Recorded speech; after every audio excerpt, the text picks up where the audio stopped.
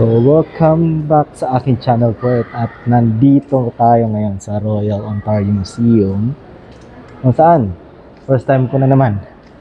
So, sabay-sabay nating libutin tong museum na to. At ang kagandahan is free ako nakapasok. Kasi po pag bago kang citizen ng Canada, binibigyan nila ng freebies yung mga bagong Canadian. So, nakakuha ako ng free sa Canoe app. Yan, nandyan, Canoe. Yan. Yung mga bagong citizen po ng Canada is pwede nyo yung i-download. So, hindi lang sa museum, mga maraming free kung saan-saan pa. Ang museum, may Science Ontario, yun. So, gusto ko nang pumunta doon. So, tingnan natin kung makapunta din tayo. And yung mga bago po dito sa Ontario or dito sa Toronto, pwede natin puntahan to. Lalo na sa mga pamilya, sa mga bata, at sa mga friends dyan. Kung gusto nyong gumala ngayong winter kasi napakalamig ay. So pwede po itong Ontario, Royal Ontario Museum. So ngayon, tara, maglibot tayo dito sa Royal Ontario Museum. Dito to sa downtown Toronto.